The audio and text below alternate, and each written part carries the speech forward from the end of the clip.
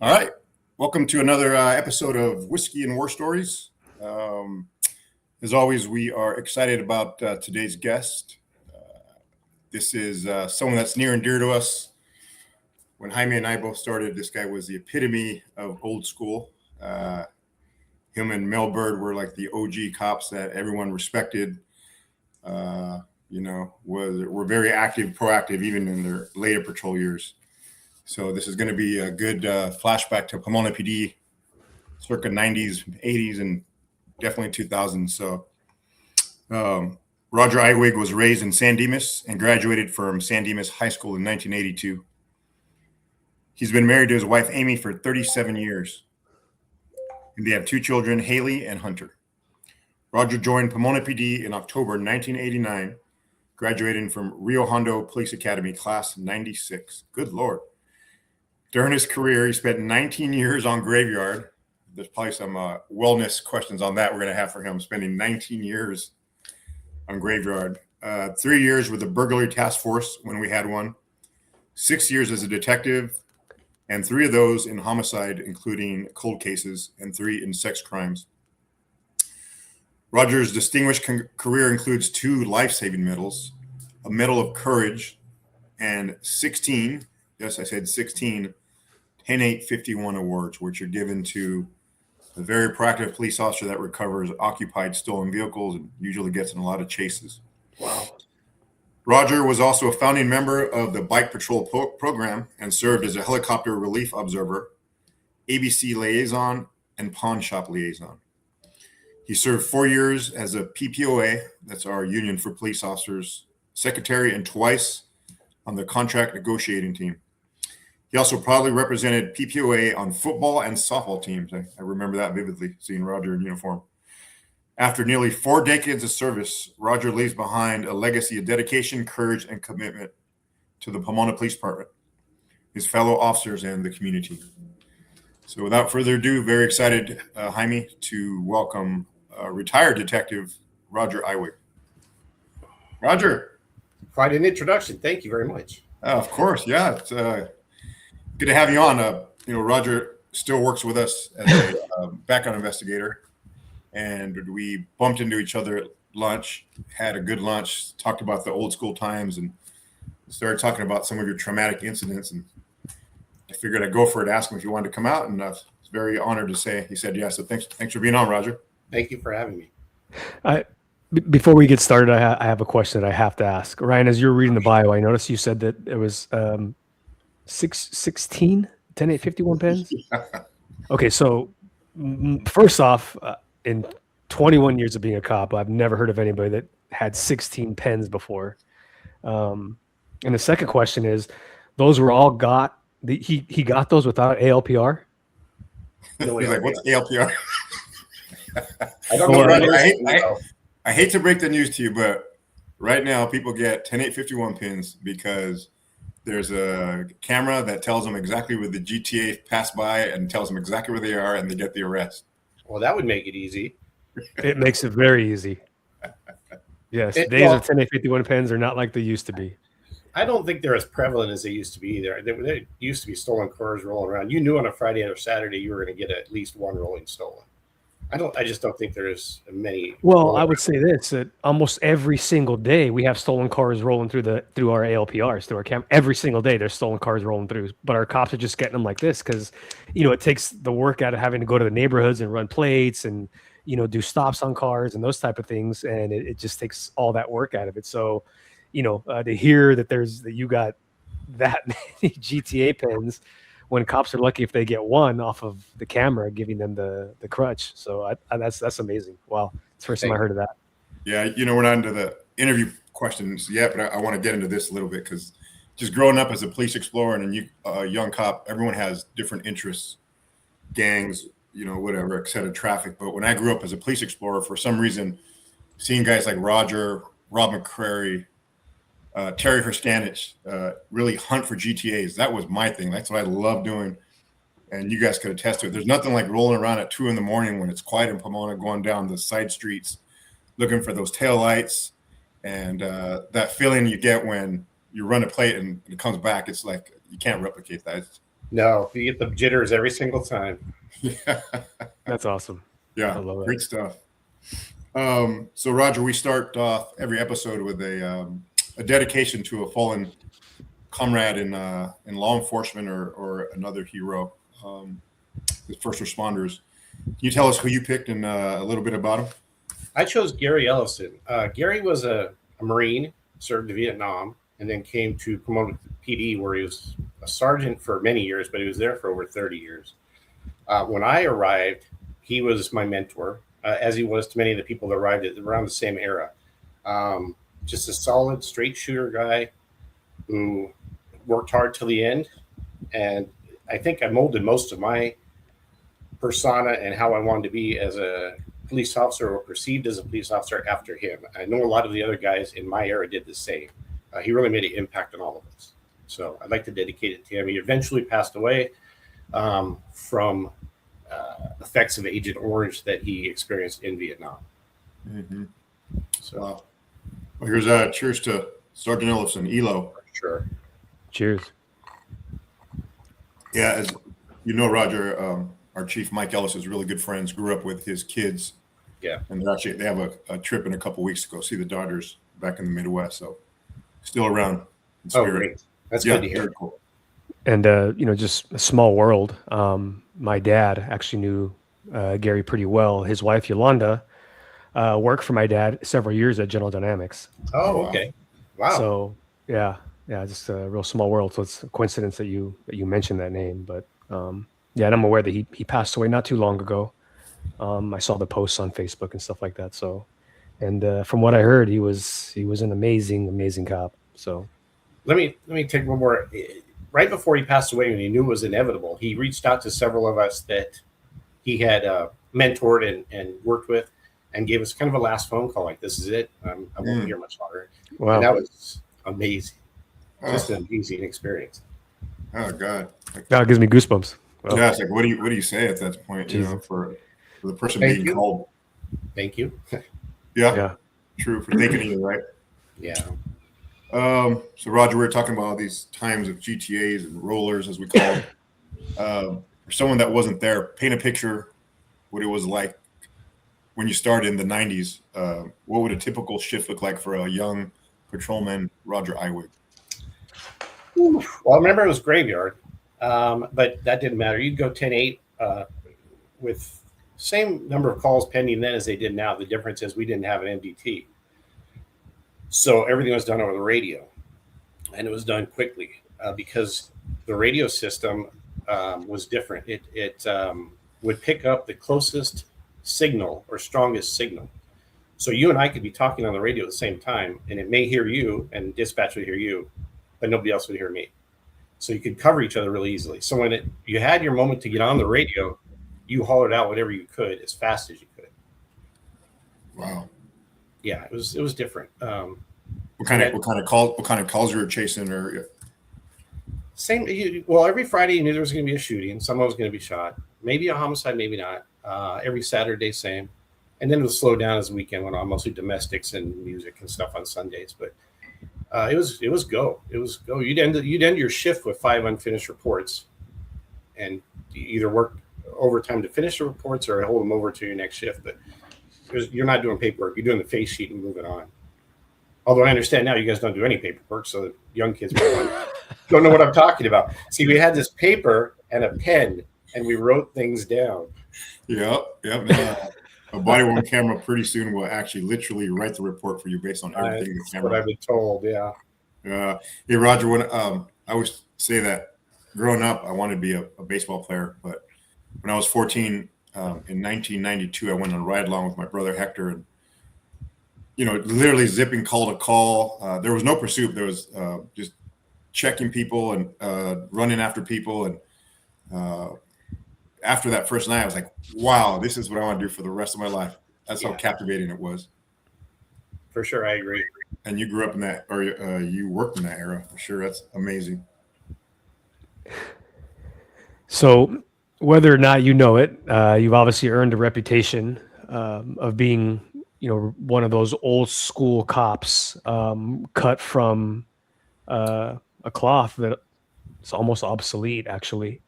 And you're always out there making stops, looking for gangsters, staying proactive. Where did that mindset come from? And the second part is, what did being a good patrol officer mean to you?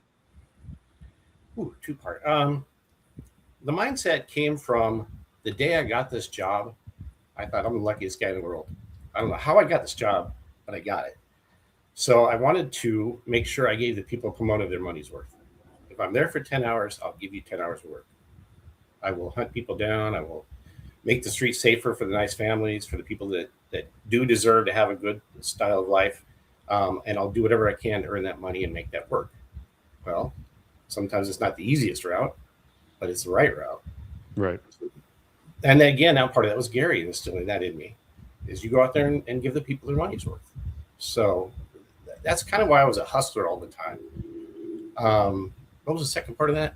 And what is being a good patrolman? And I say patrolman now because that's what the badges said back in the day, I think, right? Patrolman. Yeah, it did. Mean to you? What's it mean to you? It meant covering my beat, taking care of my beat partners, getting to know the people that live in my beat, because I worked beat one for the vast majority of that. So I got to know the families. And by the time I left patrol, I knew the kids, the grandkids, because they are now grown up and they were the adults.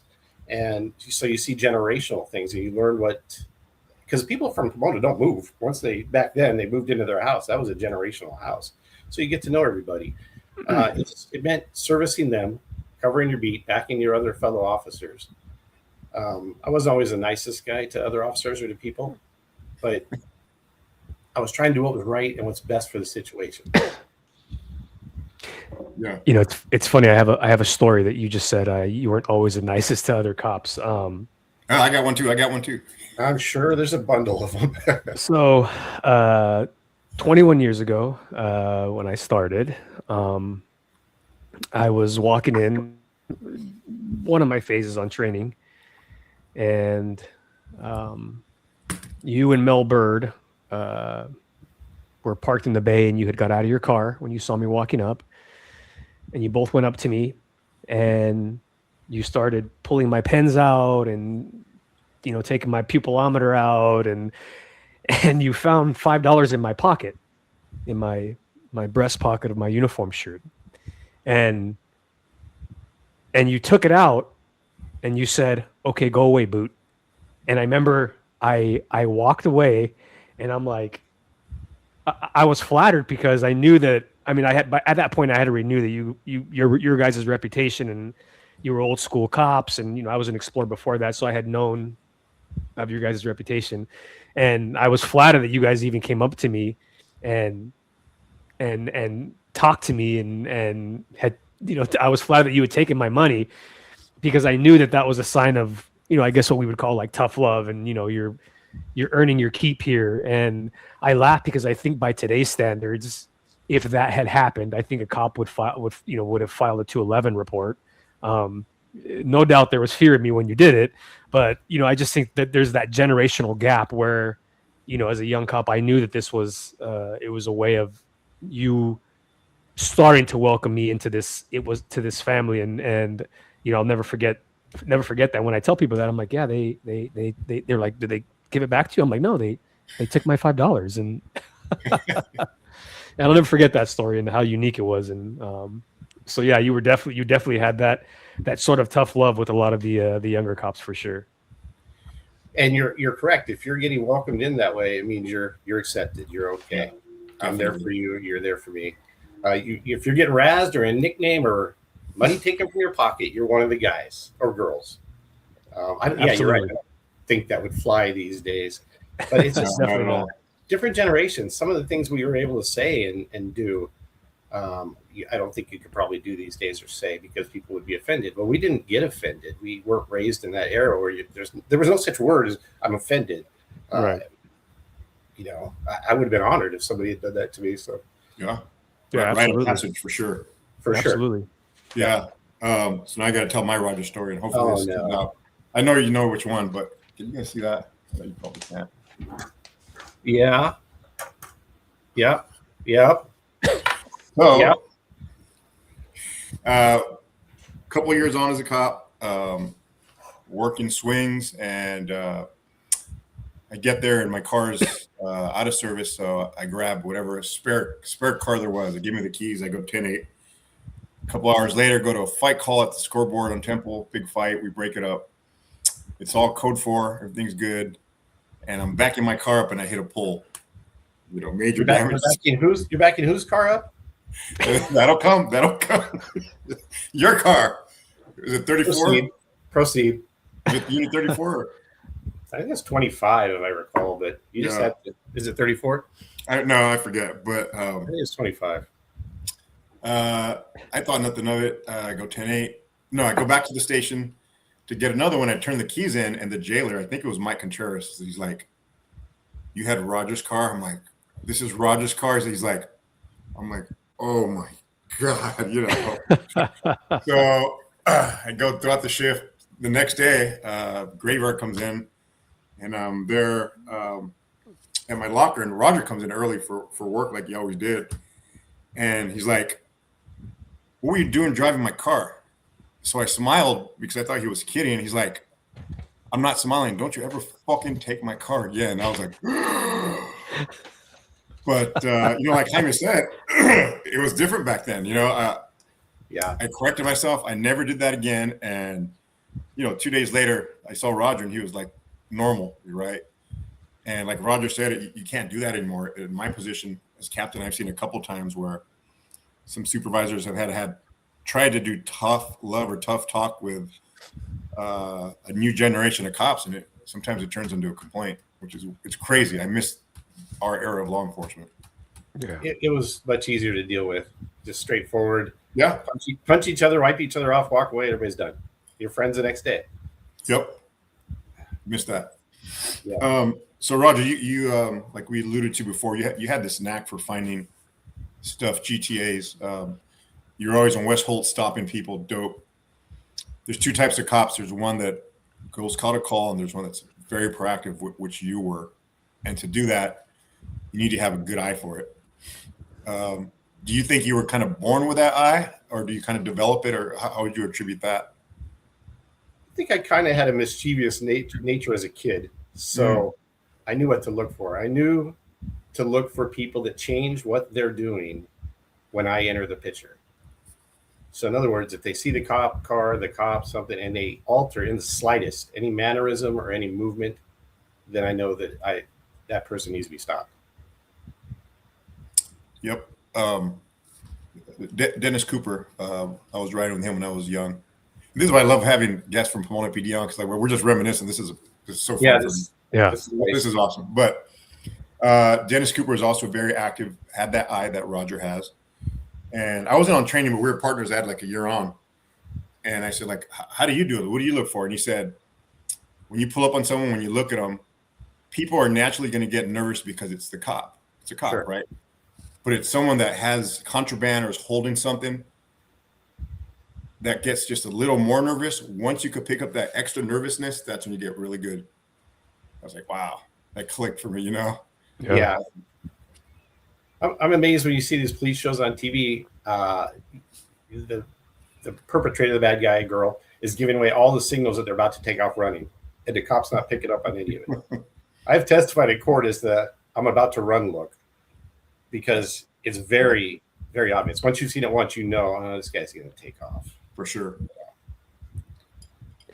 Yeah, it's in all the times I've been to court too, sometimes you can't put into words, when you know something is wrong. I've learned through the years that it's just years of dealing with this over and over again and stopping people, and that you develop a feeling, right? You can't, I don't know, I guess I can't put into words, but you develop this feeling that you just know that something is out of place, something is not right. And, it's always those little gut feelings, I think, that's got me my best stops in my career. Right. And it's hard to put that into words when you're like at court explaining that to people, but it's just cumulative of doing it over and over in years. And then you get that feeling, people's expressions and their body language. And sometimes it's hard to put into words, but yeah, spot on. Wow.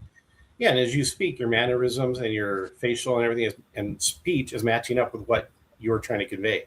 When their mannerisms, speech, and movements don't match, don't match, they're going to take off. Something's wrong. Yeah, absolutely. Absolutely. That's golden, man. Yeah. And you know, kind of along that same topic, obviously a lot of cops, you know, in your time when you still worked, looked up to you and wanted to be a cop like you when they, at some point when they were veteran cops, two of them standing right before you. Was there ever like a moment in your career or epiphany that you realized that there were younger cops watching you and trying to emulate your work ethic? And if so, what did you try to teach them, maybe without necessarily actually saying any words to them? Maybe just through your example. No, that's very interesting. I would try to teach them, and I would try to get them to learn without letting them know that's what I was doing, because I want to pass on what I had learned from the people before me to the generation after me. So I just did it through example. If they asked a question about something, I would help them out, and I wouldn't butt into what they were doing unless I saw them going down the wrong path. I'd help them out, but I just wanted to leave. You know, you leave everything better than how you found it. So I wanted to teach the next guys coming up, because I knew I wasn't going to be there forever, how to do things in the most effective way with the best results. So, well said. Well said, definitely. So Roger, when I saw you at Tropical Mexico, the Mexican restaurant,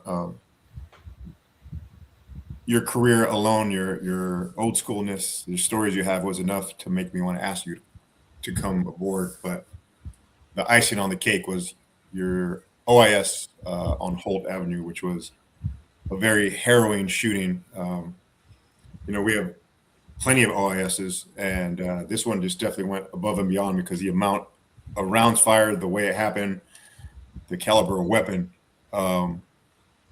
So Jaime's gonna, if you don't mind, Jaime, play the radio traffic, and then Roger, after that, if you don't mind giving us play-by-play what you experienced that night, it'd be great. Yeah, sure. Before you start that radio traffic, remember what I prefaced this whole thing with is back then the radio didn't pick up everything. So it would pick up the strongest signal after it bounced off the mountain up there above San Dimas. So you don't hear everything that's actually said, and it never was recorded. But the one person that can hear it is a helicopter. Everything goes through them, so they hear everything. So they were able to actually turn and come. You'll see when you play it. Yeah, so I got about a 5-minute audio. So I went and clipped everything together. I kind of spliced out the lag time. So it's about a minute audio that caught the meat and potatoes of it. And I cleaned it up just a little bit because the audio is obviously dated. Maybe you could just walk us through it. But there's about a minute we'll play, and then we'll let you kind of talk about it. Okay. So here it goes. 1960 Holt West Hamilton, 2 Robert Ida Paul, 670. Holt West Hamilton, 91.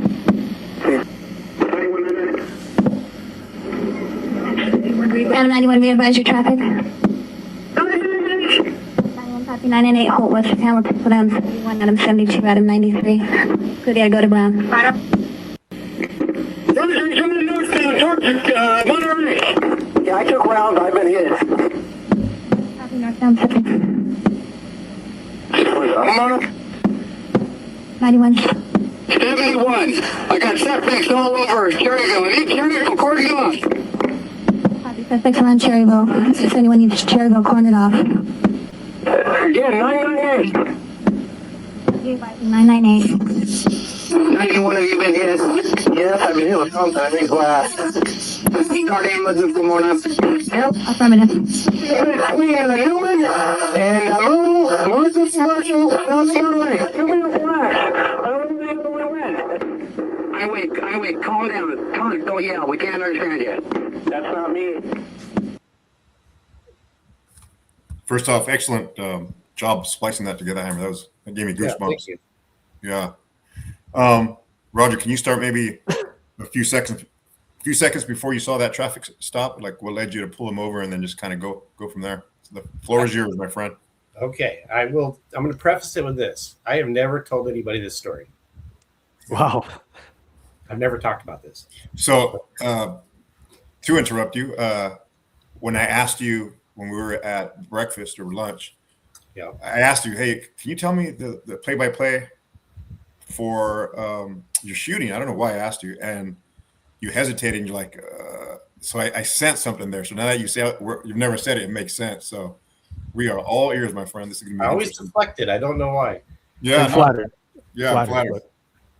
It was a crappy night. I didn't feel good. Dwayne didn't feel good. So we said, let's just go sit at the church over in Orange Grove and just rack out for a little bit. It was only 11 o'clock. We just shifted, just started. We'll sit over there and we'll do work on paperwork and just sit. Okay. So he went through Orange Grove westbound past Hamilton. There used to be stop signs there. I think there's a light there now. He went through. As I was approaching it, the van just blew south right through the intersection. And they had to have seen Dwayne, so it was clear they were trying to get our attention.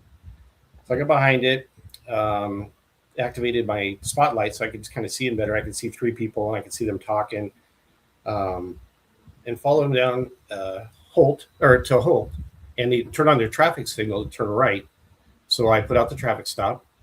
Again, you're yelling on the air as fast as you can because there's no other way to get on. Well, they didn't turn, and I could never get back on to correct it. So we ended up in front of Hall's Mattresses, actually, in between Commercial and Monterey on Hamilton. As they were coming to a stop, they were turning in the van. The passenger was turning, and it looked like he was going to bolt. So I said to Dwayne, they're getting ready to bail. Well, that doesn't go out, of course, but the helicopter hears it. So the helicopter got a jump, which was golden because they were there in no time. As they're pulling over, the right front passenger hops out. He's got a fully automatic AK-47. He opens up fire in the car. The first two rounds, we used to have a shotgun sat like that, hit the shotgun and disintegrate into my head, my face. That's crazy. My ticket book. Oh, Jesus Christ. That I still have to this day. And then he continued to shoot up the hood of the car and on the light bar. The second suspect jumped out with a 9mm. And I remember thinking, he's going to shoot his own guy because the second guy jumped out right in front of the first guy. And I was thinking, all right, because I really wanted him to hit his own guy. The third suspect had a fully automatic AR-15, and he was hiding in the back of the car. I never saw him originally. He popped up, and thank goodness, I would always activate my spot, takedown. He saw my takedowns and thought those were my headlights, and he shot every round over the top of the car. So that was good because he got off 20 some odd rounds, and the guy in the AK got off just about a dozen before it jammed. Wow. They turned and went into Cherryville. I didn't know they had turned and gone into Cherryville, and Dwayne was just pulling up at that time. So Dwayne gets out and starts opening up fire, but he's hitting the back of my car. So I'm taking rounds from both sides at this point. I tease him about that still. When it went silent for a second, I didn't realize they had turned into Cherryville. I thought they were walking up on me. So I just reached up, put the car in drive. We didn't have MDTs, so there's nothing on the seat. I'm laying across the front seat. Put the car in drive and just flip a U-turn onto Monterey and bail out of my car. When I get out, they're all gone. Well, I didn't realize they had turned and got into Cherryville. Mm-hmm. So we were able to pin them down and eventually catch all four of them.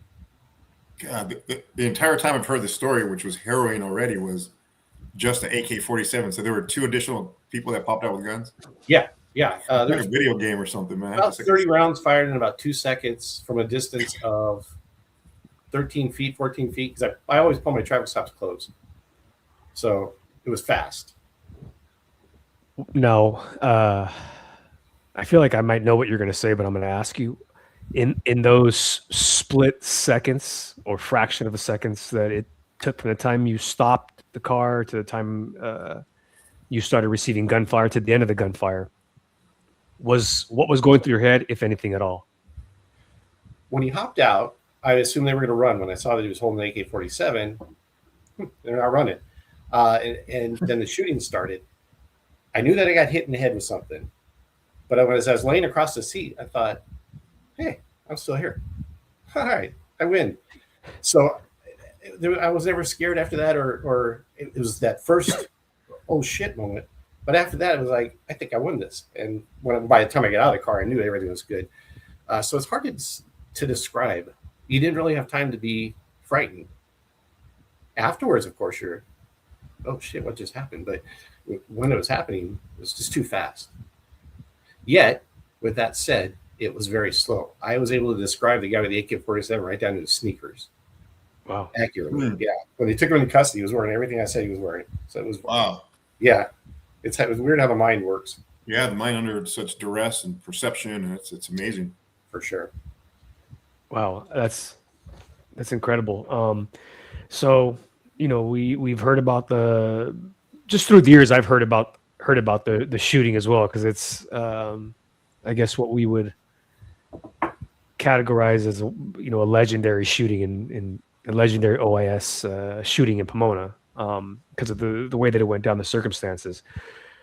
But we hear about the shooting itself, but you rarely hear about what comes afterward. Now, I'm going to ask you this question, but I'm going to say something first. So just the other day, 2 days ago, I was walking upstairs to my office. I think it was after lunch or something, and I saw Dwayne in the hallway. And I had commented to Dwayne, I said, hey, we're going to have Roger on the podcast in a couple of days. And I was telling him I just heard the audio to the shooting, because I was cleaning it up and kind of splicing it. And the first thing Dwayne said, well, he said two things. The first thing he said was, so did you hear me crying on the radio? So I started to chuckle, and I just commented that I thought it was so fucking intense when I was listening to it that like it gave me goosebumps, just like it did again right now when I was listening to it. And the second thing he said, and this is going to go in line to what I'm going to ask you, is Dwayne said that after all these years that that incident, he still replayed it in his head frequently. And he said that as the years came and gone, that that what we now know to be trauma has dissipated, but has never left him completely. And he admitted there was several nights, and forgive me if he didn't want me to say this, but that he had woken up in night sweats as a result of the shooting, and not just the shooting, but cumulative of being a Pomona police officer for a number of years and being involved in traumatic incidents like this shooting, and then having to respond to homicides and all these other things over and over and over and over again. He admitted that it had taken an effect on him. That looking back, that he had realized that it, without saying it, it was PTSD that he was experiencing for all these years. And to that, I segue into my question. Did that incident at all change you personally or professionally? I'm sure it did, but I don't think in the way you're thinking. Professionally, I feel bad for the Trade 57 gang after that, because I was their living nightmare. I was on them like flies on shit. Pardon it. But as far as emotionally, I'm a very compartmentalized guy. This is this, this is this, this is this. I don't try to figure out the reasons why this is this, this is this, this and this. I accept the reasons, but I see it for what it is. So work was work, home was home. I literally, after that night, was being interviewed and whatnot, and I just called my wife and said, I'm going to be a little late today. I got into some stuff. I wouldn't have told her if it wasn't on the news, but then she's seeing this thing. I'm going, okay, so I got to tell her. So I told her, but work is work. I take that very seriously. My home life is my home life. I take that very seriously, but I separate the two. And I never had flashbacks. Again, it was that moment I was lying across the car and I realized I'm still here. This scenario's done. I'm good. Wow. And I can't explain it any better than that. I wish I could. Maybe there's something wrong with me. Maybe I'm wired weird. I don't know. Yeah, that's there's so many wellness questions that I want to get into, but I think we have that as it goes down the road, but to have that ability to be able to control your emotions like that. I think there was even one part where you're like, somebody was like, "Hey, calm down, Roger," and you're like, that's not me. And even when you said that, you were still very calm when you had said that. And when I had listened to the audio and I was cleaning it up, I was laughing about that. I think too, we pride ourselves in having been in a couple incidents myself. Yeah, of course. That I think we pride ourselves in the way that we sound, right? A lot of times after we're like, how do we sound? Do we sound like a bitch on the radio? Like, how do we sound? So it's like it's this unspoken thing. I don't know how to explain it, but you're trying to Roger, the proper terminology would be acting like a G. That's right. And that's that's exactly how you came across on the radio. But having the ability to compartmentalize that, that's incredible, because so many people don't have that ability. Even by today's standards, with the amount of resources and mental health things that we do at work, people are still suffering from these type of things. So to have that innate ability for you to compartmentalize that, something that traumatic, where cops have been in shootings in their career, but never it's very rare for someone to open up the back. It's like it's like a movie. It's like a storied movie, where gangsters burst out of the back of a van and lay down automatic gunfire at a cop. Very, very, very rare in our profession.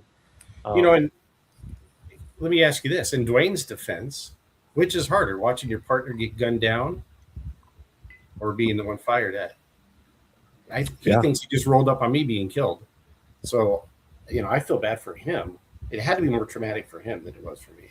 Yeah. And that begs another question, which, you were super calm and he was elevated in his radio traffic.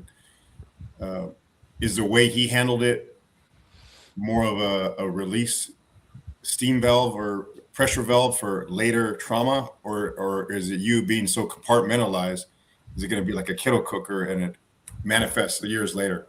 That's a rhetorical question that we always talk about on the show, but I think it's a good question. Another thing is generational, Roger. I mean, you were very calm, compartmentalized, and you're definitely a G, as we say. But so was a lot of people in your era too. I mean, all these people that got into shootings back then, Rob McCrary and Louis Hernandez. They were all very stoic, well put together, and they kept it all in. And definitely a trait that I admire. It just begs that question: was that part of generation as well? I think so. Of course, thank my parents. That's the way I was brought up. We were just brought up that way. I hear a lot of words now that I'd never even heard before. Seen. I need to be seen. I need to be heard. I need to be feel this. I feel that. They don't say I think this or I think that. They say I feel this or I feel that. But feelings are emotions. Thinking is your brain. But I hear a lot of words now we didn't have. And that's fine. It's generational, and that's fine for this generation. But because we weren't raised that way, we didn't come through that way. We're not going to react the same way that they're going to react, or we're not going to feel something the same way they feel it. And neither is right or wrong. Their ways, this new generation's way is fine too. That's how they were raised. I raised my kids that way, I'm sure. So it's just a difference. Time progresses. Nobody wants to see time progress, but it does, and that's what makes the world great. This is a great conversation. You're bringing up some great stuff, Roger. But like you said, it's like who's right or who's wrong. We keep saying this new generation does this or they talk like this. But, what if 20 years from now, when they're our age, they're a lot less prone to divorce, less suicide, less alcoholism, because maybe they do got it right. For sure. We don't know. But do you think, being I'll call it for what it is, being just a hardcore, badass, old school cop, do you think that by today's standards of policing that you would be able to be a successful police officer in today's policing era? Good question. Yeah, that's a great question. That's hard to answer because I would say I'm adaptable. This would be a harder lesson to learn, but I would probably adapt. My style wouldn't work. I would have to adapt to their style, in other words. Again, which is fine. but it's hard to teach an old dog new tricks. Very true. And I asked because I've asked that of a few Pomona folk that we've had on the show. One being Rob. I remember we had Rob had discussed some stuff that he had been through in OIS, and he admittingly he said, "There's no way I could do it. I could be a cop by today's standards. There's no way I could do it." So I was just curious, someone like yourself, what you thought about that if by today's standards you could, be a cop.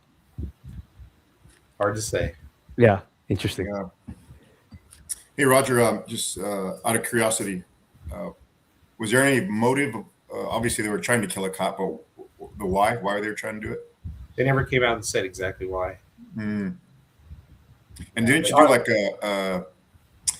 like a probation check on one of the guys that tried to kill you years later, where you saw him at a call or something? Where did you dig that up? I'm as good. Wow, apparently. The guy with the AR-15 that was in the back of the van, because I never saw him, he only got 7 years. Oh, my God. Yeah. So when he got out on probation, in fact, Frank Terrio made him out of gum wrapper in the van. Fantastic detective work. Wow. But when he got out and was on probation, it was probably only 4 years, 4.5. I went and had a little conversation with him up at the American Inn. I don't know what it's called anymore up there on Foothill. Yeah. And these are the 4 here that were these involved in your incident there? Yeah. Crazy. And 3 of them got 28 years, which would mean that they've been out for. The one died in prison, and the other 2 are out now. I get parolee notifications when they get out. Like 6 or 7 years ago, they would have got out. I think. Wasn't quite that long ago, but yeah, no, because they served 32. Oh wow, 32. Okay. Yeah. Yeah. So it's fairly recent. They got out. Yeah, it's not too long ago. Oh wow. Is this also part of the incident here? No, it's just old photos. A dead body in the back of a Cadillac.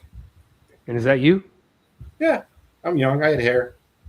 I could bend like that back then. That is a 1980s cop. 90s You cop. don't see batons like that anymore either. Yeah. Oh, West was one with straight sticks and 45s. That's it. You don't carry Well, 45s anymore? I do. Okay. We do. Yeah. No, now they carry 9s, bunch of stuff. Okay. Yeah. Joe that's Romero cool. there. That's my car of the night. Unfortunately, Oh, yes. So when I made these the U-turn, I forgot to put the car in park. So I ran into a wall. Roger, because I've heard 2 variations of the story. When you got the hell out of Dodge, did you press the gas pedal with your foot or like your hand? I've heard both. My feet were out. One foot was already out of the car. I was starting to bail for the foot chase. I was actually able to get it with my other foot. Remember, there's nothing to impede the floorboard. Is just a solid floorboard from passenger to except for the transmission. Oh, yeah. So I'm laying across. I'm able to get my foot to the gas pedal, and I just reach up and put it in park or a drive. But I never. You didn't used to have to put your foot on the brake to put it in drive. So I'm able to flip the car around while I'm still lying on the seat. Wow. Yeah. We're looking at Joe Romero. He was involved in how many shootings, Roger? 7 or 8 himself? At least 3 or 4 that I was here for at the nights I was working. Yeah. Wow. Interesting. Man, these are some good names. Exciting episode for me. Yeah. and it's I know the picture's obviously a little bit old, but I mean that's the windshield. It looks like it's like riddled with bullets. The windshield. Yeah. Those. Fortunately, I would not be here today if we didn't have the shotgun upright. The first 2 would have hit me in the head. Oh, geez. Yeah. So that was very lucky, very fortunate. Wow. And then I imagine this is. Yeah, it's Dwayne and I. No. I mean, kudos to Dwayne, man. We're somewhat making light of the fact that he was a little elevated on the air, but again, who isn't? But he came up and threw rounds downrange when it mattered, Yeah, absolutely. Good job. Good dude. Wow. And he looks like a Wyatt Earp. Yeah, he does. And he still looks like a Wyatt Earp. Yeah, he Sure yeah, does. lucky bastard. He still has his hair. Yes. Yes, he Yeah. does. That's I awesome. could build anything with his 2 hands. Good dude. Mhm. Yeah. So Roger, you've had your share of crazy incidents in Pomona, and we just spoke about, I would imagine, is your number one. I am curious, what's number two incident that just sticks out in your mind as the most harrowing, most stressful, craziest that you could tell us? I'm sure there's a lot, but if you could pick one for us. I don't know that I could actually pick one. I mean, it was 28 years of chaos. Yeah. I don't think I could pick out any one over another. No. Yeah, that's okay. It's common with so many years. I remember, this is not that it was too harrowing for you as a pursuit, but in the latter years of your patrol graveyard days, you're probably in mid to late 40s, and my mom lives on the west side of the city. Yeah. And Roger was extra patrolling the house like a solid cop does for a fellow cop's mom. And he sees my brother Michael or Adrian, one of the two. He sees Michael or Adrian leaning inside the trunk of his car. And Roger's like, wait a second, that's not Michael or Adrian. That's like a gang member taking something, maybe golf clubs, Roger? It was golf clubs. And Roger gets in a pursuit of the guy. Oh, wow. This is a real story? Yeah. This wasn't one of your brothers? No, he caught someone burgling. I pulled in to say hi to his brothers. Hey, that's not a brother. Oh, Jesus Christ. Yeah. I never heard about this. It kind of solidifies what we're talking about Roger's eye. It's amazing. I was like, wow. And he's, at the time, Roger, you're probably in your mid 40s, right? Late 40s? Oh yeah. Getting close to being done. Wow, that's incredible. So you went from chasing Pomona gangsters and criminals to homicide, investigating murders. What was the biggest adjustment from you going from patrol to the DB work in homicide, and how did your years as a very proactive patrolman make you better suited to be a homicide detective? Okay, I went to sex crimes first, but we'll get back to that. Okay, I guess. All right, homicide. Yeah. I always felt at home on graveyard.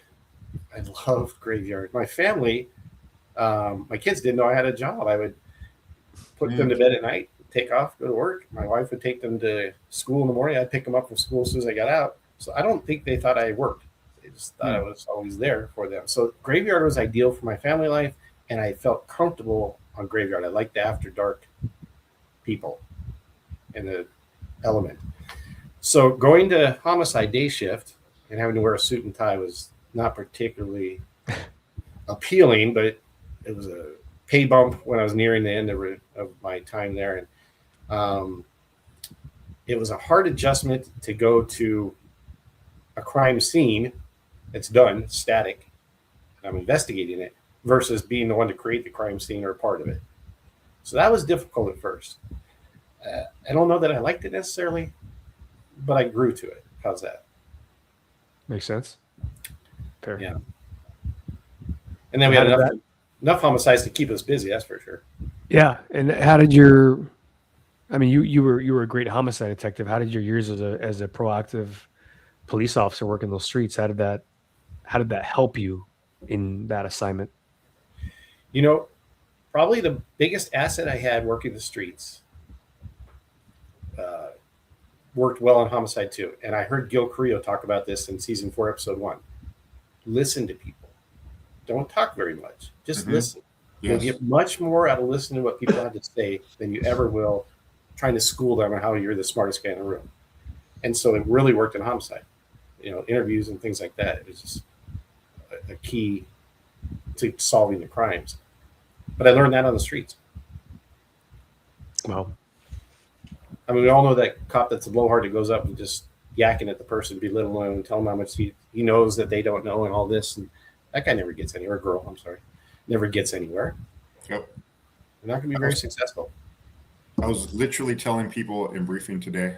Today, I try to visit briefings frequently as captain, but I literally said what you said. I said, you got to treat people good. Nothing bewilders me more than someone that wants to be an active gang or dope cop, and they're belittling these gang members. Like, how are you going to get information that way?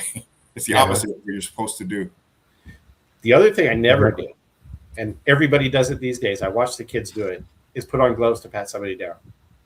The minute you put gloves on, you're insulting them. You're telling you think I'm disgusting and gross. Why would I give you any information?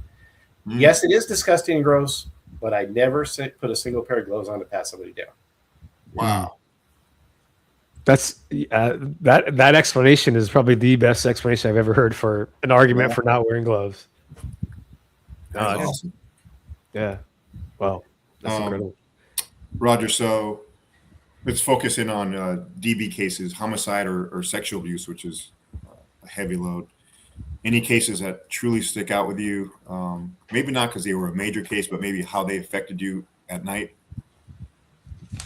No, I would go to sleep at night and not give a homicide case a second thought, other than what I needed to do the next day to work that case. The sex crime cases kind of stayed with me because those are people that are really, well, they're all truly victims, but those people need an advocate. They need somebody to help them. So those were really touching, and I got the most satisfaction my whole career out working with 3 years of sex crimes. Wow. They say that that's a great stepping stone for homicide. Why is that, Roger? They told me I had to work it if I wanted homicide. Different verbiage, same result. Yeah. Awesome. So I'm curious. You were a police officer how many years, Roger? 28. 28. Close to 3 decades, just shy of 3 decades of being a police officer, and you've obviously seen police work evolve over the decades. And even now, you're still involved with Pomona PD. You do background work and stuff like that. Right. So you're still privy to a little bit of police culture, so to speak. Looking at today's officers and what you know, what skills or qualities do you think have been lost, and what do you think are those skills that are better today? So what did we lose, and then what do you think maybe we've gained? I don't know that I can answer that because I haven't seen enough of today's officers to know what they're going through or what their style of policing is. I will say I've had to call the police in my city on occasion and not impressed. They don't want to get out of the car. Mm-hmm. They won't come to your door. They don't want to listen. They think they've got it all figured out and they're on the road again and haven't really solved my problem or why I called them. So I think that, they want to get back to their devices, their phones. They just want to move along to something that's not bothering them. Well, you got to be bothered. That's just the long and the short of it. But I can't say that goes for everybody or all agencies. I've only had interaction here with the city I live in. I can't say what city that is. Corona PD. And so, I will say the people I do the backgrounds on are vastly different from the background. I remember I started doing backgrounds in 2010, even while I was still active. Their people are vastly different. The candidates, their life experience. You elaborate? No one's been in a fight. No one's been hit in the face. No one's has any real life experience other than the 12 jobs they've had because they quit them because it wasn't a right fit. I didn't feel I was accepted there. I didn't like it there. It was a hostile. I didn't feel safe. That's the place. It wasn't a safe space for me. We were working at 7-Eleven. How's that not, whatever. So that gets frustrating. They just don't have the same experiences we had. So it's a different breed. They all have an education, which is good. They all have a bachelor's degree. And 90% of them live with their folks still. They don't have any bills. They've never paid a car payment or a bill. It's a different, not more immature, but not as progressed a pool of people that are applying now, which in turn, you're going to get people on the street, officers on the street that other than the 16 weeks or whatever the academy is now, other than what they learn there, that's going to be their only experience with anything. Yeah. We've had this discussion, I think, on numerous episodes, and I think, for lack of better words, the common terminology that's used is that the generation is softer. And what I would say is that, and like I said earlier, it's the cops then were cut from a different cloth. You know, I pride our department and ourselves for where we come with mental health and wellness, and the resources that we can provide our people. And I think we had this conversation like 2 days ago, Ryan, because we frequently have these conversations at work. But there probably are some folks that use that as a crutch, and it amazes me that how cops for generations have endured a lot of these things, trauma, and they didn't call in sick every day, and when they were injured, they were in a rush to get back because they understood esprit de corps, right? They understood Right. a work family. They understood their responsibility. They understood that if they didn't show up, somebody's got to pick up that work, right? We're 24/7 business. Sick, ill, or injured, we got to keep going. That's just the nature of it. And I think a lot of the old school folks understood that, and they took pride in that.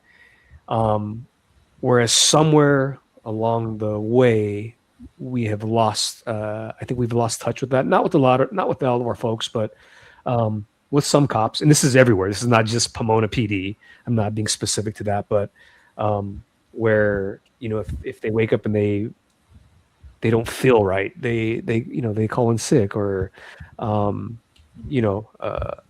injury that may just be a week or two off, it may be extended to a month or 2 months or 3 months. And I know this to be true because I've seen this myself through the years. So I think that always amazes me, and something I don't think I'll ever fully understand, and something that I think that I missed is just that old school cop having that real dedication to their work, and knowing that if I'm gone, somebody else is going to have to pick up my work, and that's a work ethic that it's really few and far between, I think. Which was instead of being the standard. Yeah, which was a standard in your day growing up to be a cop. So I guess it's just a interesting conundrum, I guess, if you could say that.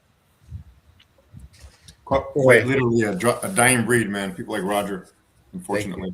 Yeah. Jaime, if you were command staff, I know how you would have actually worded that. Yes. You're spot on, but you're also a wise man. Yeah, he's smooth. So back in the day, they used to call at the academy when people were down and out or whatever, sick, lame, and lazy. Are they allowed to call them that anymore at the academy, or is that phrase gone? There would be a HR investigation. That would be an HR. Yeah. Even during your era, it was sick, lame, and lazy, and they shamed you into getting back in the rotation and participating, I'm sure, right? Well, even in the major leagues, it's not the disabled list anymore, right? It's injured reserve or something. You are correct. Yeah. Roger, we were talking about some old school names before. You mentioned Gary Ellison, but talk to us about a couple other people at Pomona PD that either supervisors or officers that really influenced you, that mentored you. Tell me why and what kind of things that they do that really helped you along. There was quite a few. So I'll just start with my field training. I was fortunate. My first field training officer was Rick Baker. We used to call him by the book Baker because he did everything by the book. But that was ideal for a first phase day shift training officer. He got me dialed in and squared away on crossing my T's, dotting my I's, and making sure I did everything exactly how it's supposed to be done. So that was a good start for me. Some of the other people I went to the academy with started with more cowboy type people and didn't end up as well-rounded, I don't think, as maybe some as they could have. The second one I went to was Monty Edson, and it was just a funny old guy. John's dad, just a funny old guy. Every night was a tuna fish sandwich from Tom's. Every single night. Oh, let me go back to Rick. For code with Rick, I hope I'm not boring you guys, but this is interesting. No. Code 7 with Rick every day he'd go, because he'd smoke in the car. He'd smoke in the car. What do you want to eat? And I'd name something. And I named something else. And he'd finally go, what about White and Orange Grove? Okay, so we go to White and Orange Grove. Every day. So finally, after 3 weeks, I said, sir, why do you ask me where I want to eat if we're just going to eat at White and Orange Grove? I want you to feel like you have a say in this car. And just deadpan, and we kept moving on. I didn't have a say, but as long as he thought I did, that was great. And then my last training officer was Mike Irvin, and he taught me how to take shortcuts wisely and the correct way. Does that make sense? Yes. Perfect We were sense. throughout all that. We don't need to do this bullshit. We're going to do it this way, and this will cover everything. Won't get you in trouble. We'll handle the person's needs, and we can consider it a good job. But so he was really good at just weeding through the crap and getting you right to where you needed to go. So I was really lucky with the three-phase training officers I had. I knew that at the time too, because I saw my other academy mates not quite getting along as well, and I could tell with their interactions with their training officers it was that. So later when I became a training officer, again, I wasn't always the nicest guy, but I always had in mind what's best for this person to keep them alive, so they don't lose their job, so they don't get somebody hurt, and to keep them alive. And so I trained like I was trained by those three. Well, That's awesome. Yeah, I mean, like us, all three of us, I just hold Pomona PD cops to such a high regard. Both your era, Roger, and even the guys today. It's just I still do. the repetition from the calls for service you handled, and even our cops today, they can handle a double, triple murder scene like nobody's business, right? There's this thing around local agencies where like someone that spends 5 years in Pomona is quite literally the same experience as someone 30 years in Claremont, and it's true, right? It is true. We go to classes, even at the captain level. I go to classes, and Roger, you could attest to this, Jaime. And when you go around the room and say where you're from, people look at Pomona PD, huh? It's like a instant credibility. Yes. So just hearing you talk about those old school names is just very motivated to me, and makes me proud. yeah, absolutely. Roger, just a second part to the question I asked you, to up it up a little bit and to go into leadership a little bit. You spoke about Mike Irvin a little bit. What are some things that people you considered leaders back then, what did they do that motivates you? What does a good leader do that motivates you? Okay, I mentioned him as a training officer. Mm-hmm. Okay, so let's. Okay. Yeah. So any sergeants or leaders, lieutenants that you had, what did they specifically do that made you motivated to want to work for them or do a good job? If as a sergeant, if you give me the tools I need to do my job, back me when I'm in the right, take me aside and let me know when I'm in the wrong and why. Mm-hmm. I have a lot of respect for you in that aspect. So that's what I looked for in a sergeant, and there were several like that while I worked here. And lieutenant, I want the lieutenant to make sure that we all have everything we need to go out every day and do the job, and that we're not getting guff from higher than lieutenant, because it should all come through the lieutenant. Yeah, definitely. Back then, because we had this conversation with John Edson actually. Did you ever even consider what was going on upstairs with the captains or chief, or was it just like a different world? Different world. Yeah, that's what me and John said. It's so different. I have no control over that and no say in it, so let them do their jobs. Yeah, it's like back then, like blending in with your troops, showing up to briefings. There wasn't a thing like it is now, right? No. I just remember we were so disconnected from the brass. Mm-hmm. I mean, God forbid, maybe some people think we're disconnected now, but it's nowhere near it was back then. Yeah, no, I think that's changed dramatically. Definitely. So, kind of getting to the end here. Want to touch on wellness just a little bit because we talked about some stuff before. But when you came on the job, I think mental health and wellness, those words were like non-existent as far as having resources and those type of things. In retrospect, looking back now, is there any resources you feel that the department lacked, things that should have been done different, or do you believe that the way that you policed, the way that you took care of each other is sort of what sustained you, and that there really didn't need to be a change in how you guys policed? I worked with some guys that went out psych. So obviously there needed to be something more than what there was, which was nothing. There was non-existent. I mean, if you wanted to go talk to the shrink, you'd had to have a reason that you'd have to be off work at first. So obviously there was a call for it. I didn't have a particular need, but obviously the people that left on psych leaves did. And again, we talked about the generational differences. I think these days they absolutely need the resources, the wellness. I'm not so sure about the petting the dog around the station. I still haven't quite learned about that. I don't think we need a little fluffy dog walking around, but maybe somebody does. And it's a no-cost item, basically, so what the hell. I just think back then maybe there was a need for it and we just didn't see it, because we hung together after work. We went places together. Our families traveled together. Our wives knew each other. I don't know if there's the same camaraderie. I'm not there, so maybe there is, but you took your buddy and took him aside and made sure he was okay, and that was basically your counseling right then.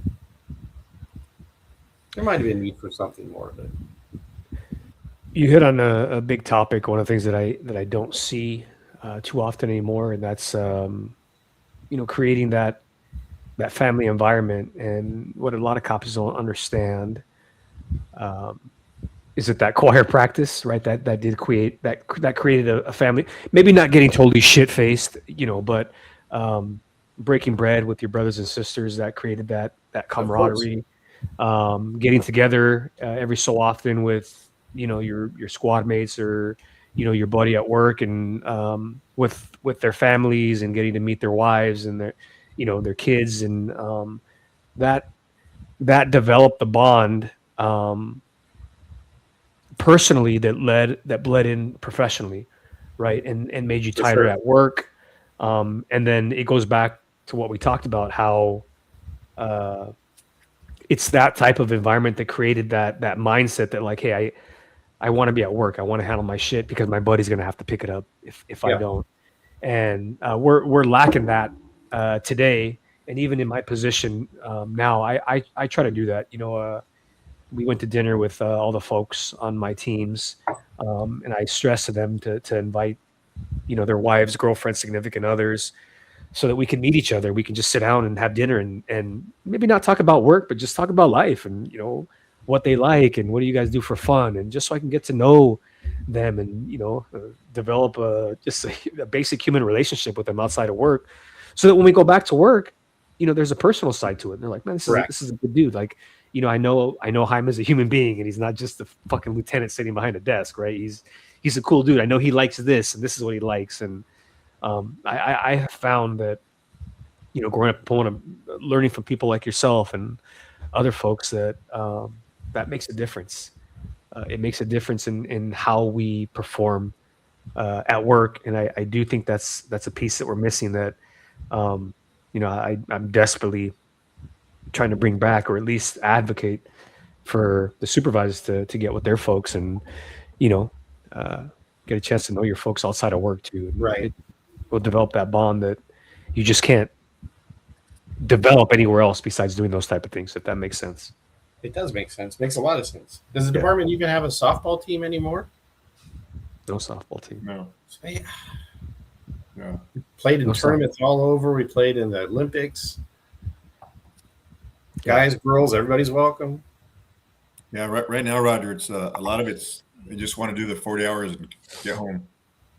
Very different. It's very different. I see the fair schedule come out, and then I see that Ralph's asking for people to work the very first day. He needs people to come and fill shifts. And I remember back in the day, we would line up outside the watch commander's office to get the overtime clipboard to sign up for shifts. Yeah. Everybody wanted to break 100 hours. That was a goal for us back then. Mhm. For sure. Yeah. No, definitely different. Definitely a different mindset with respect to things like that now, for sure. And again, a lot of that goes back to the backgrounds. They're all living with their parents. Nobody has a mortgage. Yeah. Nobody has an $800 a month car payment, a boat payment, a trailer payment. So they don't need to work the overtime. Well, we needed to. Yeah, they come in with no perspective. Yeah, very true. No. So, Roger, as we talk about this new breed of officer, if we had one right now, fresh out of the academy, and you had the opportunity to talk to him and give him some advice that you wish someone had told you on day one, what would you tell him? Sink everything you have into this job while you're at work. Turn it off, go home, and sink everything you have into your family and loved ones when you're not at work. Know when to switch it on, know when to switch it off. But don't give less than 100% to either one. Love it. Good words. So, as we close this up,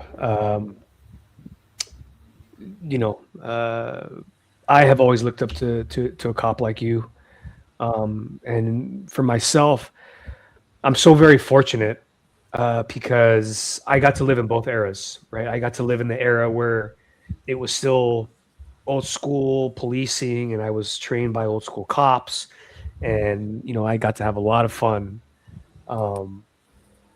In my my earlier years as a police officer, and then I got to see this generation. So I saw both. I've had the opportunity to live through both, and to been able to work with cops like yourself that I try to emulate as I grew up through my career.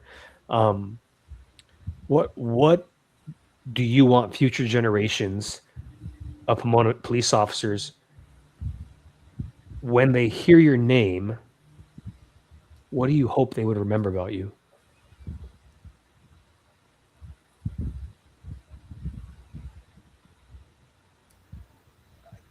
I don't know that I have an answer to that. I did what I could for the city, for the department.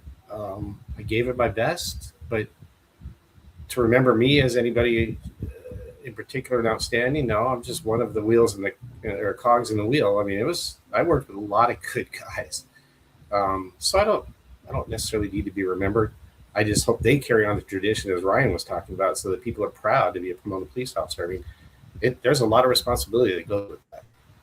Not just being a police officer, but being a Pomona police officer. Yep. The department's reputation is stellar. Agencies all over look up to Pomona PD. And I was proud to be a part of that. I was lucky. Again, the day I got the job, I couldn't believe it. So they don't need to remember me. They just need to remember the tradition of the department and what it means and how to carry it on. That's awesome. Well said. Wise words. Well, Roger, went by super quick, man. Thank you for being on. This was an amazing episode for both me and Jaime. I could tell by his facial expressions and his text to me. Just going back in time and listening to those old school cops like you and reminiscing about what really makes us being a proud Pomona police officer. So thank you for being on here. Thank you for being an example to the younger generations of Pomona PD. You definitely influenced me and Jaime. You being proactive as on the street on West Holt as a late 48-year-old was more impactful to us than it really wanted us to emulate you. So Roger, do you have any closing words? No, I appreciate your time. Thank you. I was honored to have you on that you had me on here. I've never even seen a podcast except for, as I said, Gil's. And so it's kind of neat. I liked it and I appreciate it. Thank you. Thanks for being on, Roger. Yeah. What were you drinking this episode? Yeah, I'm going to do a quick bottle dedication as we do every episode, but I do have to say one thing real quick that I wanted to get this out. And most of these podcasts, I try to do my research and find pictures and those type of things of the folks that we have on, just so that some of our viewers can see some of these photos and stuff like that. And I was looking for photos of you. I was searching our entire department drive, and I found very few photos. And I know when you retired, I think you retired with Sean Stone. Yeah. And just to put in perspective for our followers and those that are listening, the type of person that you were, when a lot of the folks retire at work, they do, or what we used to do is we would call it a walk of honor, right? Where you'd walk down this line, and it's sort of a pomp and circumstance type of a thing, right? Okay. you know, your entire career, you never banged your drums. You were a very humble guy. It's, you know, at least the times that I know of him from what I've heard about you way before my time. And that's how you worked. You lived your career, and even your exit was humble like that. You never banged your drums. It was never fireworks and a party. You worked as a police officer for almost 30 years, humble, and you left that way, very humble, without, you know, all the shows and the glitter and all that type of thing, all that type of stuff. And I hope that if I make retirement, that I could also leave humble like that, you know, without all the pomp and circumstance, so to speak. So thank you. I thought it was that important for our folks to just to kind of know the type of person that you were as a police officer, and how you exited just as humble as you spent your entire career. So thank you. Thanks for that, Ivy. Yes. So for every episode, we drink to a certain bottle. This particular episode, we were drinking to Blanton's. It's the original single barrel bourbon whiskey. And it's got a very long thing here, but I won't read the whole entire thing. But a gentleman by the name of Colonel Albert Blanton was one that actually started this bourbon here. And this bourbon is distilled by Blanton's Distilling Company, Frankfort, Kentucky. Excellent whiskey. We'll tag it on our social media. For those of you that know whiskey, you'll know that this is a pretty top shelf whiskey. Excellent taste. It's 46.5%, so it gives it a 93% proof. Highly recommend it. If you're a Costco shopper, you'll get it there for cheap. So, and I think that'll close it up. You have anything, Ryan? No, just thank you guys for sharing a glass with us, and sharing some good old school Pomona PD lore. It was a great fun night for us. So thank you for our 8 listeners. We will see you next time. Good night. Appreciate it. Good night. Thanks, Roger. Thank you.